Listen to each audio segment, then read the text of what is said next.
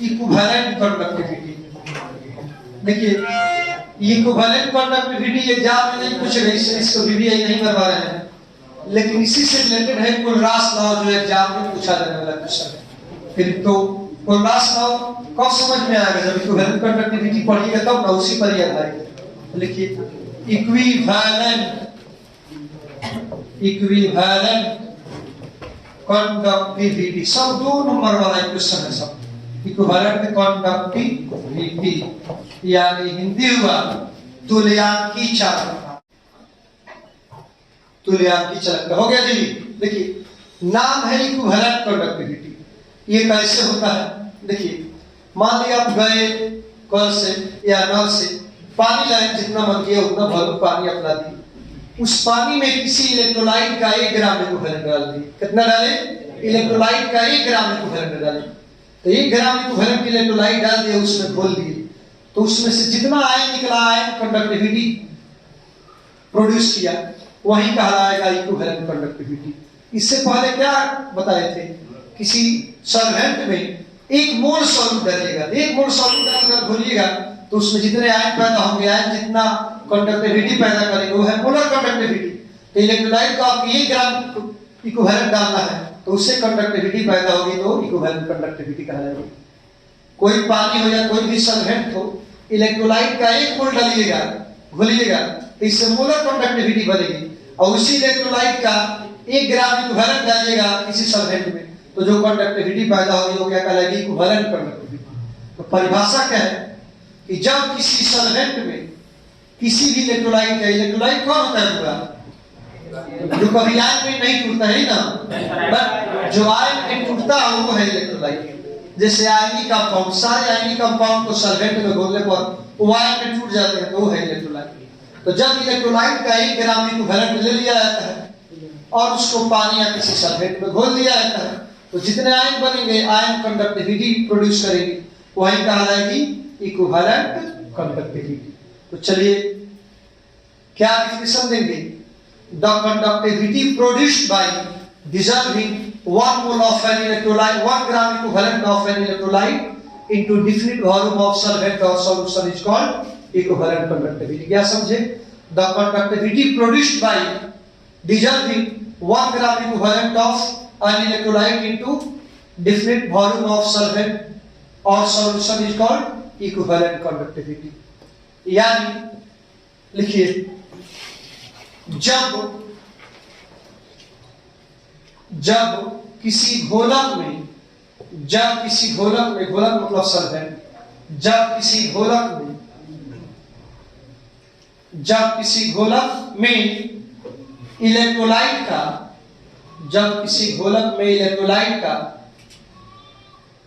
1 ग्राम तुल्यांक, जब किसी घोलक में इलेक्ट्रोलाइट का 1 ग्राम तुल्यांक डाला जाता है, इलेक्ट्रोलाइट का 1 ग्राम तुल्यांक डाला जाता है, 1 ग्राम तुल्यांक डाला जाता है, तो इससे संपूर्ण आयनों द्वारा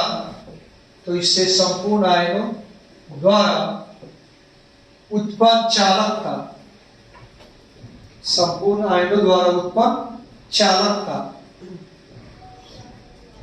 तुल्यांकी चालकता कहलाती है। तुल्यांकी चालकता कहलाती है।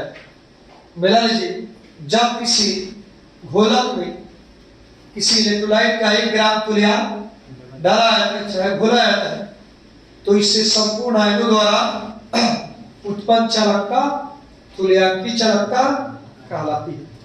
हो गया। इसे काय, इसको काय पढ़ते हैं उल्टा भी, इसे काय या लैम्ब्डा, इसे काय या लैम्ब्डा द्वारा सूचित किया है, इसे काय या लैम्ब्डा द्वारा सूचित किया जाता है। हो गया। बोल दिया। वास्तव में यह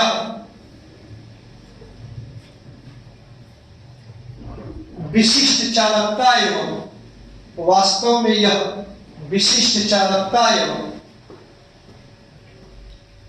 आयतन का गुणनफल होता है। वास्तव में यह विशिष्ट चालकता एवं आयतन का गुणनफल होता है। वास्तव में यह विशिष्ट चालकता एवं आयतन का गुणनफल होता है। चलिए हुआ, ध्यान दीजिएगा यहाँ पर, यानी कैप मतलब हुआ इक्विवेलेंट कंडक्टिविटी इक्वल टू हर सॉल्यूशन में स्पेसिफिक कंडक्टिविटी यानी विशिष्ट चालकता रहती है, तो उस सॉल्यूशन का स्पेसिफिक कंडक्टिविटी यानी कापा और उस सॉल्यूशन के वॉल्यूम दोनों में गुणा करेंगे तो आएगा इक्विवेलेंट कंडक्टिविटी। और उस सॉल्यूशन में डालें इलेक्ट्रोलाइट या कोई भी चीज डालें और सॉल्यूशन बनाते हैं, तो इलेक्ट्रोलाइट डालने से जो सॉल्यूशन बना उसमें स्पेसिफिक कंडक्टिविटी तो रहेगा ही, तो किसी सॉल्यूशन का स्पेसिफिक कंडक्टिविटी और उसका जो सॉल्यूशन का वॉल्यूम है दोनों में गुणा करेंगे तो आएगा इक्विवेलेंट कंडक्टिविटी का पाएगा। अब यहाँ पर हम V का वैल्यू प्राप्त करें कि V का कितना वैल्यू होगा, V का वैल्यू प्राप्त करें। चलिए हुआ, कंसंट्रेशन मापने का एक डेफिनेशन है, एक टर्म है नॉर्मेलिटी। नॉर्मेलिटी का नाम सुने हो सॉल्यूशन चैप्टर में, क्या है नॉर्मेलिटी? जाके नहीं समझ में आ रहा होगा देख लीजिएगा इस चैनल पर, नहीं मेरे यूट्यूब चैनल पर लिखा होगा, सॉल्यूशन पढ़ाए होंगे पिछले साल, तो नॉर्मेलिटी हेडिंग दिए होंगे, पढ़ लीजिएगा उसमें। तो नॉर्मेलिटी क्या होता है? कंसंट्रेशन को मापने का एक तरीका होता है। तो कैसा तरीका है? तो 1 लीटर सॉल्यूशन में सॉल्यूट के ग्राम तुल्यांकों की संख्या को नॉर्मेलिटी कहते हैं। याद करना, 1 लीटर सॉल्यूशन में सॉल्यूट के ग्राम इक्विवेलेंट के संख्या को क्या कहेंगे? नॉर्मेलिटी कहते हैं। तो इसमें भी तो सॉल्यूशन में सॉल्यूट का ग्राम इक्विवेलेंट खुला है। बोलो, इक्विवेलेंट कंडक्टिविटी में क्या पढ़ा है? जब किसी सॉल्यूशन में या किसी सॉल्वेंट में इलेक्ट्रोलाइट का 1 ग्राम इक्विवेलेंट खुला रहता है, तो इसमें भी ग्राम इक्विवेलेंट खुल रहा है और नॉर्मेलिटी के डेफिनेशन में भी इलेक्ट्रोलाइट का ग्राम इक्विवेलेंट खुल रहा है। तो यह नॉर्मेलिटी के डेफिनेशन से मिलता है और नॉर्मेलिटी को N से डिनोट किया जाता है। तो यहाँ पर नॉर्मेलिटी के डेफिनेशन से हम मान के चलते हैं कि मान रहे हैं कि N ग्राम इक्विवेलेंट 1000 सीसी में खुल रहा है। नॉर्मेलिटी का परिभाषा क्या है? जब 1000 सीसी का 1 लीटर सॉल्यूशन में कितना में 1 लीटर सॉल्यूशन में सॉल्यूट का जितना ग्राम इक्विवेलेंट घुल रहा हो, 1 लीटर सॉल्यूशन में सॉल्यूट का जितना ग्राम इक्विवेलेंट घुल रहा हो उसी को क्या कहते हैं? नॉर्मेलिटी कहते हैं। नॉर्मेलिटी को N से सूचित करते हैं। तो वही मान के चल रहे हैं, माना N ग्राम इक्विवेलेंट घुल रहा है 1 लीटर में चाहे 1000 सीसी में, तो ले माना N ग्राम इक्विवेलेंट ले N ग्राम इक्विटी बने हुआ इक्विवेलेंट शॉर्टकट में कहते हैं। ले N gram equivalent is in 1 litre का ये चाहिए 1000 सीसी का, सीसी बने है 1000 ml चाहिए 1000 सीसी पर हमारे 1 लीटर। तो मान के चल रहे हैं N ग्राम इक्विवेलेंट कितना में घुल रहा है?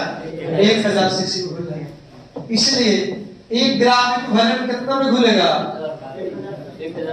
N ग्राम इक्विवेलेंट घुल रहा है 1000 सीसी में, इसलिए 1 ग्राम इक्विवेलेंट कितना में घुलेगा? 1000 बाई N सीसी। तो अभी आपको डेफिनेशन क्या लिखा है? जब सॉल्वेंट में इलेक्ट्रोलाइट का 1 ग्राम तुल्यांक घोला जाता है, तो 1 ग्राम तुल्यांक घोला गया, वही आयतन ये वॉल्यूम होता है। तो 1 ग्राम इक्विवेलेंट घोलने वाला वॉल्यूम क्या है? N ग्राम इक्विवेलेंट घोल रहा है 1000 सीसी सॉल्यूशन, तो 1 ग्राम इक्विवेलेंट कितना सॉल्यूशन में रहेगा? 1000 सीसी बटाए, इसलिए वह वॉल्यूम जिसमें इलेक्ट्रोलाइट का 1 ग्राम इक्विवेलेंट घुला हो क्या हो जाएगा? 1000 सीसी बाई N हो जाएगा। अभी ना डेफिनेशन यही ना दिए हैं कि जब किसी घोलक में इलेक्ट्रोलाइट का 1 ग्राम इक्विवेलेंट घुला रहता है तो इससे संपूर्ण आयनों द्वारा उत्पन्न चालकता या कंडक्टिविटी इक्विवेलेंट कंडक्टिविटी कहलाती है। तो 1 ग्राम इक्विवेलेंट कितना है घुल रहा है? 1000 सीसी बाई N ग्राम घुल रहा है 1000 सीसी में, तो 1 ग्राम इक्विवेलेंट 1000 सीसी बटा N में घुल रहा है।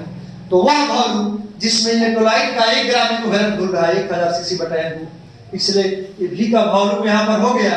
इसलिए इक्विवेलेंट कंडक्टिविटी का डेफिनेशन क्या हो गया? काय बराबर कापा और V का वैल्यू क्या है 1000 बाई यही हमारा इक्विवेलेंट कंडक्टिविटी का फार्मूला हो गया। Equivalent conductivity equal to kappa into 1000 by L and durability unit of equivalent conductivity unit of equivalent conductivity तुल्यांकी चालकता का मात्रक यूनिट ऑफ इक्विवेलेंट कंडक्टिविटी यानी तुल्यांकी चालकता का मात्रक यूनिट ऑफ इक्विवेलेंट कंडक्टिविटी यानी तुल्यांकी चालकता का मात्रक। देखिए बुआ सुनिए, चूंकि इक्विवेलेंट कंडक्टिविटी का बराबर क्या होता है बोलो kappa into V। Equivalent conductivity का बराबर क्या होता है kappa into V। अच्छा kappa का वैल्यू क्या होता है 1 by R L by E पढ़ाया था कभी। अभी क्या है वैल्यू चूंकि इक्विवेलेंट कंडक्टिविटी है और इक्विवेलेंट से भाग देती है इक्विवेलेंट कंडक्टिविटी इसलिए इक्विवेलेंट से भाग देती है। और भाई ये आर रेजिस्टेंस का मात्रक ohm length cm area cm square volume cm cube length cube equivalent है तो इक्विवेलेंट इसलिए कर ओ इनवर्स cm स्क्वायर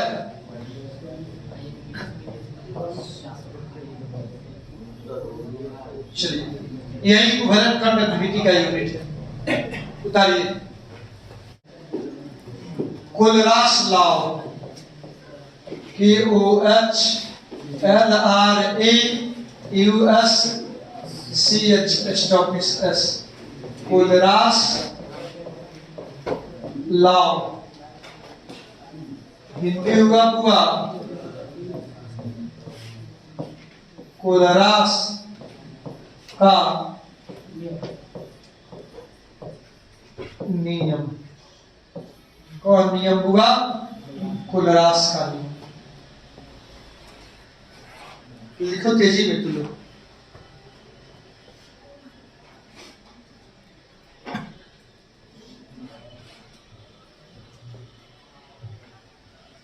कोलरास का नियम। देखिए क्या होता है कोलरास का नियम। देखिए इक्विवेलेंट कंडक्टिविटी के लिए कोलरास ने भी नियम दिया। क्या नियम दिया? काफी फीका सॉल्यूशन हो काफी फीका घोल हो यानी कहेंगे डाइल्यूशन इंफिनिटी हो अनंत तनुता का घोल हो काफी फीका घोल हो काफी डाइल्यूट सॉल्यूशन हो यानी अगर सॉल्यूशन काफी फीका हो अनंत फीका हो डाइल्यूट हो तब उस सॉल्यूशन का जो इक्विवेलेंट कंडक्टिविटी होता है उसके कंपोनेंट आयन के इक्विवेलेंट कंडक्टिविटी के जोड़ के बराबर होता है।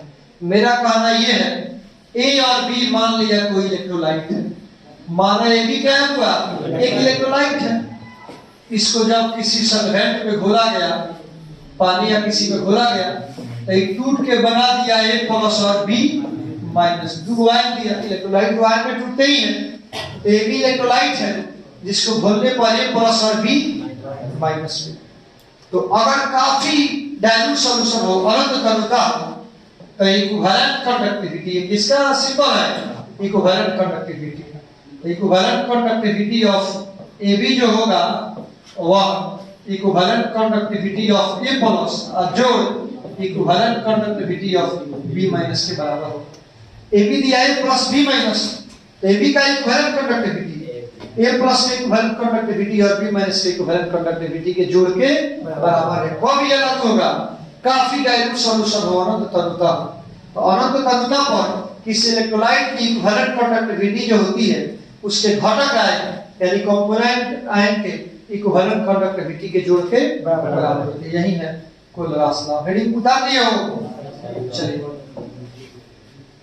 देखिए ऐसा हुआ 25 डिग्री C और इनफाइनाइट डायरेक्शन पर पाया गया है कि NaCl का इक्विवेलेंट कंडक्टिविटी होता है 126.45 ग्राम इक्विवेलेंट। समझ गए ना बात? तो NaCl का इक्विवेलेंट कंडक्टिविटी इतना होगा। अच्छा, NaCl कूट कर क्या देगा पूरा? Na प्लस जोड़ Cl माइनस देता है। Na प्लस का इक्विवेलेंट कंडक्टिविटी पाया गया है 50.11, समझ गए? 50.11। चलिए, और Cl माइनस की इक्विवेलेंट कंडक्टिविटी पाई गई 76.34। सोचिए, NaCl का इक्विवेलेंट कंडक्टिविटी होता है 126.45 और उसके NaCl का कंपोनेंट है Na प्लस Cl माइनस हुआ, तो Na प्लस का कितना पाया गया? 50.11 और क्लोरीन माइनस का 76.34। तो ये दोनों को जोड़िएगा, Na प्लस का इक्विवेलेंट कंडक्टिविटी और Cl माइनस का, दोनों को जोड़ने पर क्या इसके बराबर पहुंचेगा? इससे कोलास लॉ की पुष्टि होती है, सही पाया जा रहा है कोलास लॉ, यानी NaCl का इक्विवेलेंट कंडक्टिविटी Na प्लस और Cl माइनस के इक्विवेलेंट कंडक्टिविटी के जोड़ के बराबर हो रही है। प्रैक्टिकली यह पा लिया गया, इससे कोलास लॉ प्रूफ होता है। तो चलिए पहले कोलास लॉ का डेफिनेशन लिखिए। क्या डेफिनेशन है कोलास लॉ का? हुआ एक बार सुन लीजिए। At infinite dilution, the equivalent conductivity of an electrolyte is sum of equivalent conductivities of their component ions। मतलब लिखिए, अनंत तनुता पर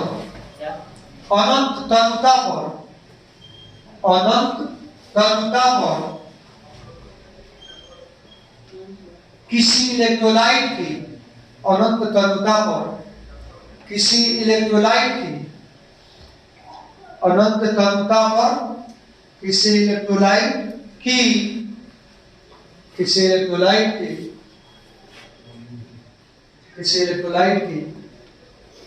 समतुल्य समतुल्य और तुल्यकालिक एक होता है। समतुल्य चालकता उसके घटक आयनों के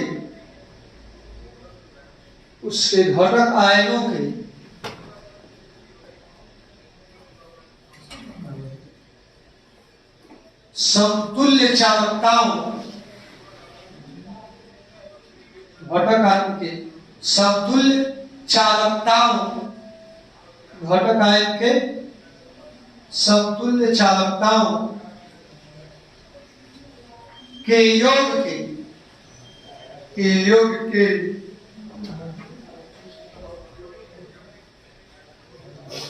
बराबर होती है। चलिए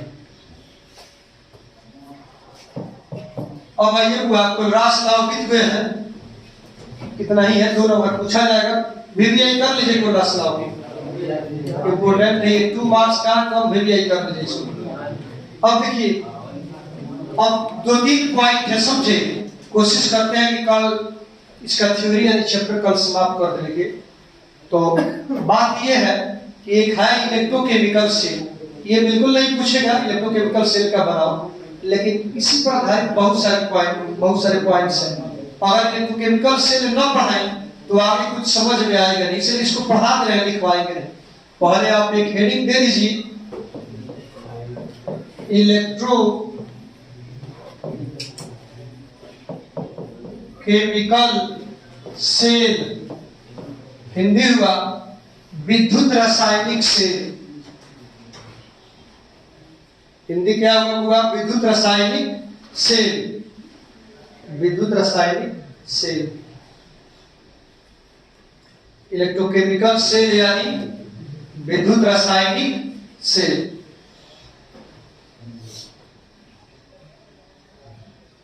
देखो क्या विद्युत रासायनिक सेल हुआ, बैटरी जो होता है वो इलेक्ट्रोकेमिकल सेल है। बैटरी इलेक्ट्रोकेमिकल सेल का एग्जाम्पल है। क्या होता है बैटरी में?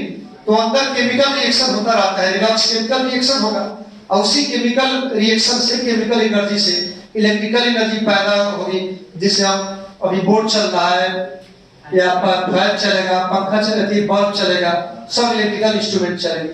तो बैटरी के अंदर होता है केमिकल रिएक्शन और उस केमिकल रिएक्शन से हम इलेक्ट्रिकल एनर्जी प्राप्त करते हैं।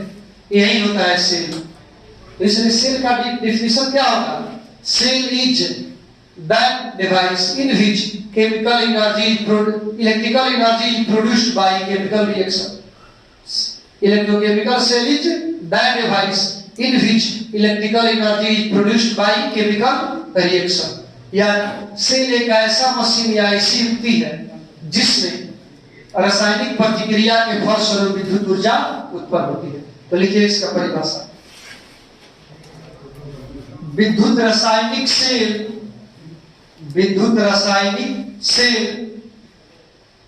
एक ऐसी युक्ति है, विद्युत रासायनिक सेल एक ऐसी युक्ति है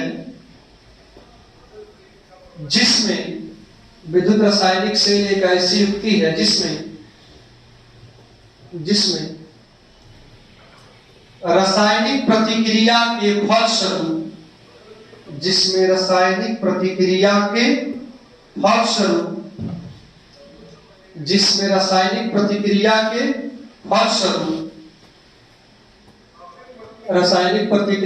फलस्वरूप विद्युत ऊर्जा उत्पन्न होती है। विद्युत ऊर्जा उत्पन्न होती है। रासायनिक प्रतिक्रिया के फलस्वरूप विद्युत ऊर्जा उत्पन्न होती है। हो गया पूरा? चलिए आगे बढ़िए। अब देखिए, ये पूछ सकता है कि इलेक्ट्रोकेमिकल सेल क्या है, तो डेफिनेशन आपको लिखा दी। कंस्ट्रक्शन और मैकेनिज्म भी कभी नहीं पूछेगा, लेकिन आपको थोड़ा सा बताना होगा, तब आगे इसी पर आगे की पढ़ाई आधारित है। कल जो भी पढ़ाएंगे उस सब आज की पढ़ाई पर। देखो, कंस्ट्रक्शन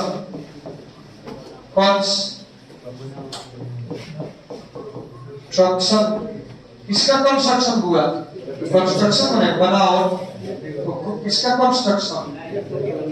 इलेक्ट्रोकेमिकल। तो इलेक्ट्रो कंस्ट्रक्शन में बनाओ इलेक्ट्रोकेमिकल सेल का कंस्ट्रक्शन। कैसे इलेक्ट्रोकेमिकल सेल बना होता है उसके बारे में बता रहे हैं। देखिए, फिगर द्वारा समझ लीजिए।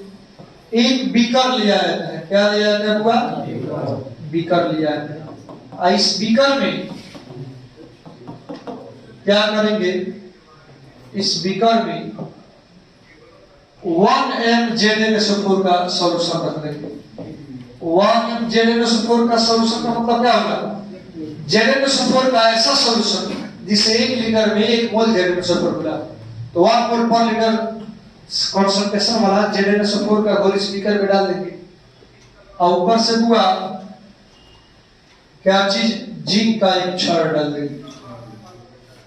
जिंक का एक क्षार डाल दिया, जो किसका काम करने लगा? एनोड का काम करने लगा। इसी तरह हुआ एक और बीकर लिया, 2 बीकर लिया, एक और बीकर लिया, जिस बीकर में क्या किया? जिस बीकर में 1 m CuSO4 का घोल डाल दिया। क्या डाला गया बुआ? 1 m CuSO4 सॉल्यूशन इसमें डाल दिया गया। हाँ देखो, ZnSO4 डाला गया तो जिंक का क्षार, इसका क्षार बुआ जिंक का क्षार है, एनोड का काम करेगा। आई बुआ इसमें वो क्या करेंगे? कॉपर का क्षार डाल देंगे। और हुआ कॉपर, ये किसका काम करेगा? कैथोड का काम करेगा। फिर समझो, एक बीकर लिया जिसमें 1 m ZnSO4 का घोल रख दिया, जिंक का एक क्षार डाल दिया, जो एनोड का काम किया। एक दूसरा बीकर लिया जिसमें 1 m CuSO4 का घोल डाल दिया, उसमें तांबा का एक क्षार डाल दिया, जो कैथोड का काम करेगा। अब दोनों को हुआ एक सुचालक था जिसमें स्विच वोल्टमीटर लगा रहता है। एक कंडक्टर वायर द्वारा दोनों को क्या कर दिया है? जोड़ दिया। तो जिंक और कॉपर में पॉजिटिव कौन है? जिंक। तो पॉजिटिव वाला एनोड बन गया, कॉपर नेगेटिव है उसके तुलना में, तो कैथोड अब बन गया। अब क्या करेंगे? दोनों सॉल्यूशन में फिगर के अनुसार एक यू आकार का ट्यूब फिट कर देते हैं।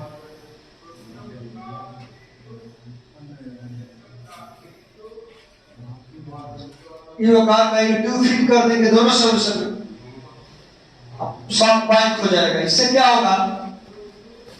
यू आकार के ट्यूब में क्या रहता है? KNO3 जिलाटिन मिला हुआ KNO3 का पेस्ट रहता है, खाली नहीं रहता है। यू आकार के ट्यूब में बुआ जिलाटीन चोखा बनाते हो बुआ, जैसे आलू या बैगन मिर्चा और लहसुन का पत्ता होता है, सब मसाला उसमें डाल के उसको मिला दिया जाता है। उसी तरह जिलाटीन एक चिपचिपा पदार्थ है, तो जिलाटीन में KNO3 डाल के उसका बुआ चोखा बना देते हैं, लेई बना देते हैं, और सात ब्रिज में भर देते हैं। भर देके यू आकार के ट्यूब में भर देंगे। यू आकार के ट्यूब का नाम है क्या? सात ब्रिज।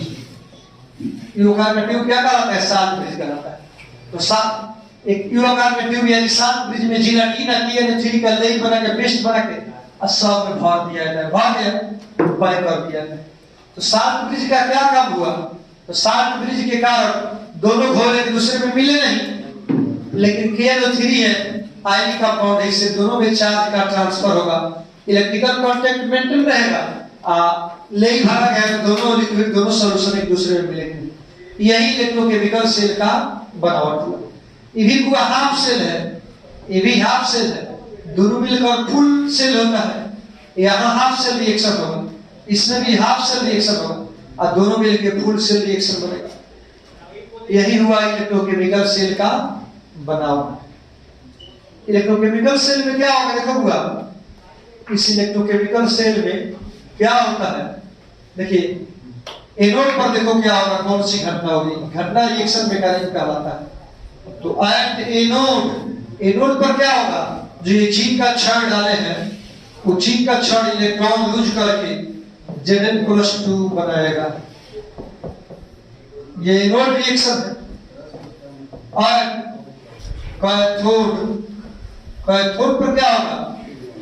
देखो CnSO4 का जो सॉल्यूशन डाले हैं इसमें, CnSO4 में क्या आता है? Cu+2 या SO4-2 दोनों रहता है।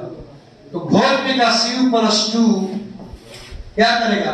जो जिंक ने इलेक्ट्रॉन छोड़ा था तो वो प्लस, जिंक यहाँ छोड़ा इलेक्ट्रॉन इसमें आया, कॉपर के पास आया, तो कॉपर का दोनों इलेक्ट्रॉन CnSO4 के सॉल्यूशन में का Cu+2 इलेक्ट्रॉन को ग्रहण करके Cu जमा कर लिया। ये कैथोड पर होता है। दोनों रिएक्शन को जोड़ेंगे, आयरों के बात हुई है, इधर आयरों के बात हुई, टुई कट जाएगा, Zn Cu+2 आयरों के बाद Zn+2 का जोड़ C होता है। समझ गए ना बात? तो यह है पूरा एनोड रिएक्शन। क्या है? इलेक्ट्रोकेमिकल सेल का रिएक्शन है, सेल रिएक्शन, सेल में ही रिएक्शन होता है। जिंक इलेक्ट्रोड इलेक्ट्रॉन पे आता है और कॉपर इलेक्ट्रोड उसी को ग्रहण करता है। समझ गए ना? यही है। तो जिंक है एनोड, कॉपर है कैथोड। जिंक पर यानी एनोड पर इलेक्ट्रॉन उत्पन्न होता है, इसलिए जिंक के इलेक्ट्रोड यानी एनोड नेगेटिव इलेक्ट्रोड होता है। कॉपर पर इलेक्ट्रॉन ले लिया जाता है, इसलिए कॉपर पॉजिटिव इलेक्ट्रोड हुआ। यही इलेक्ट्रोकेमिकल सेल का बनाव और क्या हुआ मैकेनिज्म हुआ, कंस्ट्रक्शन और मैकेनिज्म हुआ। इस सवाल एक दो बार पूछा हुआ है कि साल्ट ब्रिज का काम क्या है, तो अलग से इस साल्ट ब्रिज जो लगाया गया है उसका काम क्या है? What is function of salt bridge? Salt bridge यानी लवण सेतु का कार्य क्या है? तो दोनों घोलों के बीच विद्युतीय संपर्क बनाए रखना, दोनों घोल को मिलने से बचाना, यही इसका काम होता है। तो लिखिए, ये तो जान गए, इसको बात से समझ लीजिए, पढ़ लीजिएगा।